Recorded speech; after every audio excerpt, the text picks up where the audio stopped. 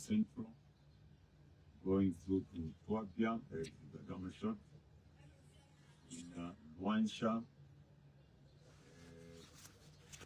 Kitwe, Mkurila, Kalulushi, Chingola, and Chirabombwe, Mkurila, for the massive support that we receive from our supporters and sympathizers.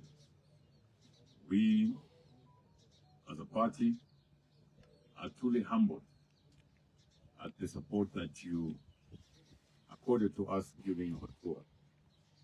We are also grateful for the sentiments that we received from you regarding your welfare and the many challenges that you have. We have since responded to some of the challenges and how we intend to address them. Chief among them are the challenges that are faced by the mine workers. This is to do with low wages and poor conditions of service. We have assured the miners that we introduce the sector minimum wage. The sector minimum wage in the mining sector will address the disparities that exist in salary scales, between the mining houses, as it were. It will also address the low wages that are paid to miners who are working for subcontractors, because the sector minimum wage policy will affect all the operators and stakeholders within the mining sector, including in mining houses, subcontractors, transporters, name them. Whoever is within that sector will be amenable to that particular policy. So it's an assurance to our miners that their conditions of service and the challenges that they face will indeed be addressed. Further, we have assured the miners that the complaints that we received to do with Satunya Regina, a private pension house, which they feel has not been serving them diligently. We've assured the miners that they'll be given options, to shift to a pension house of their choice, so that their monies can be saved.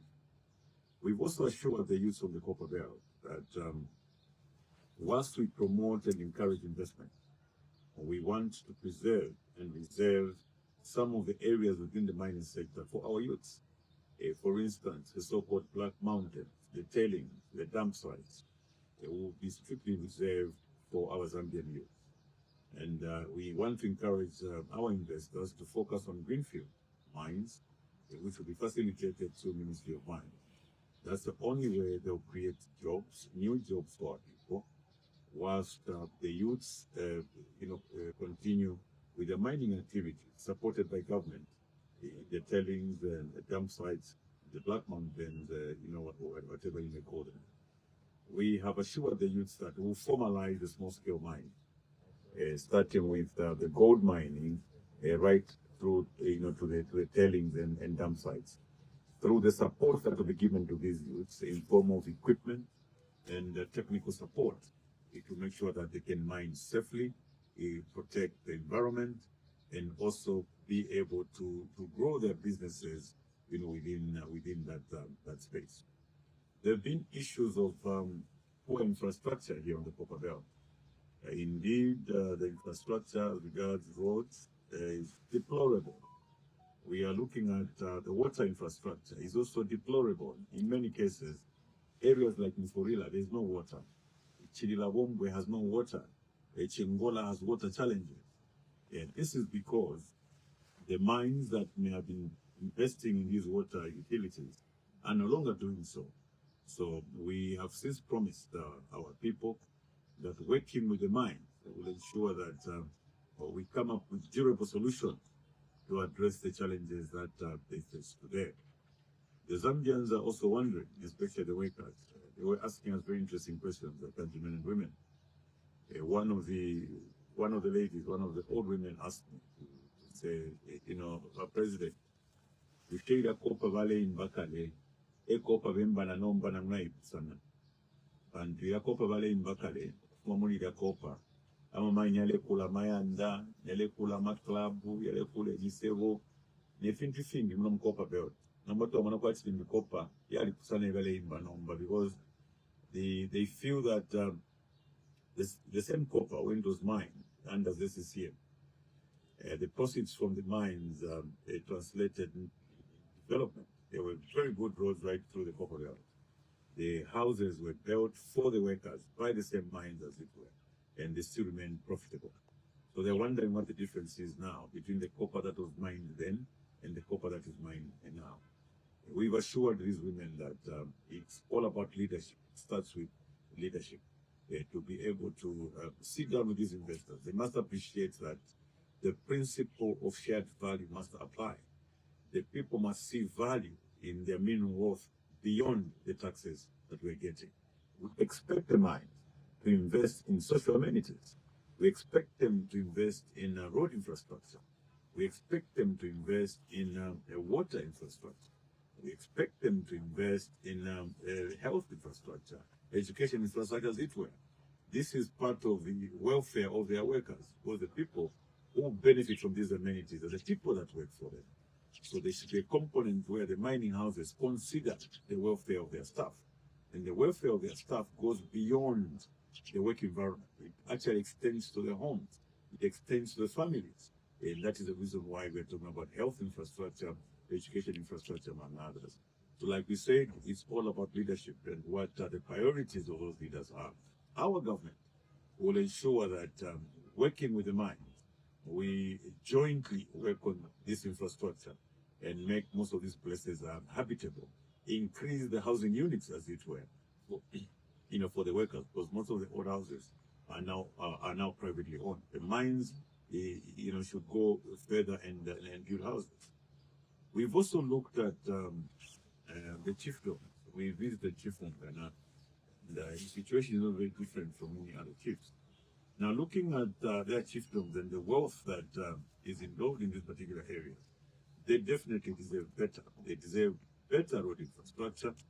They deserve better houses, palaces, as it were. And as a chiefdom, we will ensure that they get some royalty of some sort, from these mining houses, to be able to develop and improve the lives of the people within. The chiefdoms could empower their women with basic capital. They also build certain social amenities within their communities. So as the mining houses are expanding in business, we expect the areas where they're coming from to also show some improvement. So these are some of the commitments that we've made to our people. Yes, so we have looked at the civil servants, and starting with the police. It's unfortunate. We feel sorry for the police as a matter of fact. And we know that they're being given unlawful instructions. They are forced to stop us at every juncture. We've basically been blocked at every point when we want to enter a town. The police are directing us not to use certain routes because they don't want us to interact with our people. And most of them the police officers are doing this under a lot of stress and a lot of pain, because they don't believe that these instructions are actually lawful. Now, whilst we know that there are some bad elements within the police service, we also know that there are professional police officers within that, and we would want to protect these professional police officers that are discharging their duties professionally, because we also have to look at their welfare. We need to look at their accommodation. We have to look at their uniform. We have to look at their transport, as it were. So our commitment even to the police, despite the differences that we had during this period, is that we understand what you're going through. We promise to professionalize the police service, depoliticize the police service, and also ensure that recruitments are done on merit within that service so that they can serve our people better.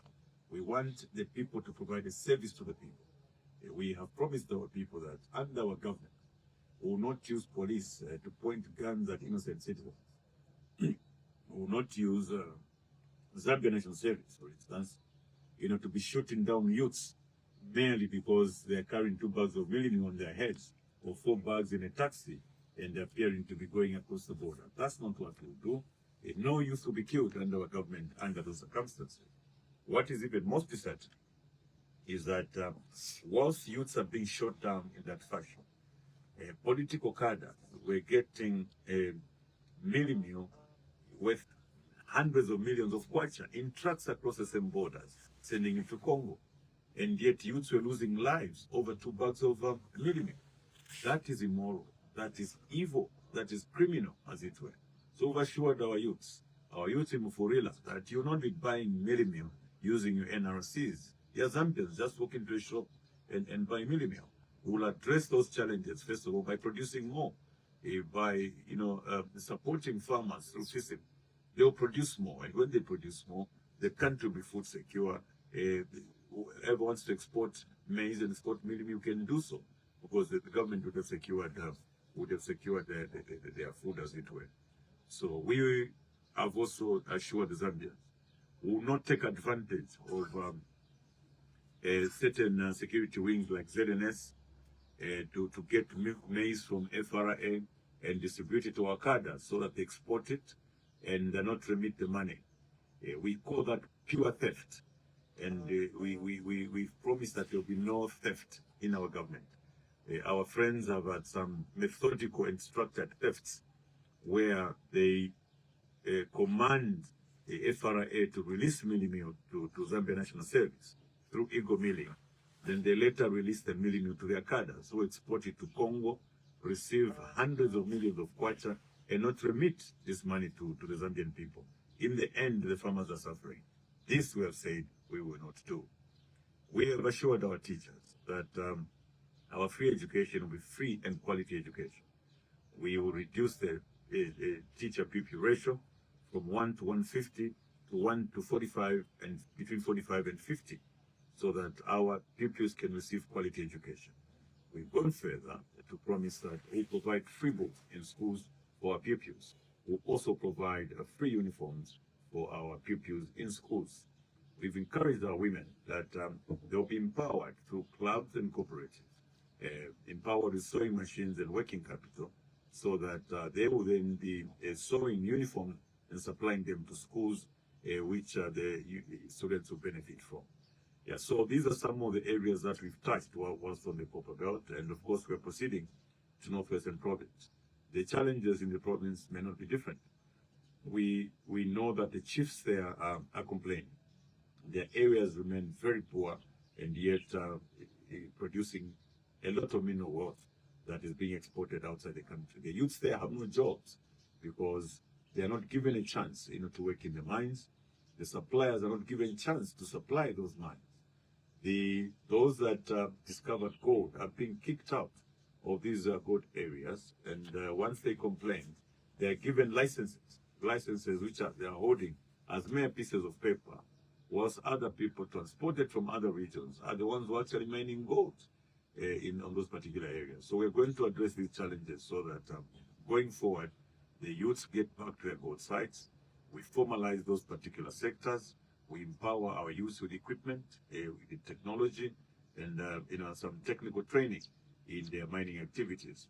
We'll ensure that the chiefdoms have some royalties coming from these mining houses to be able to develop their particular areas, and also ensure that infrastructure development is prioritized in Northwestern Province, because there is no evidence that this province actually hosts the largest physical mining activity in Africa. There's no evidence to show that the people still remain poor, infrastructure still remains poor. So we're going to Solwezi to look at the challenges that the people face in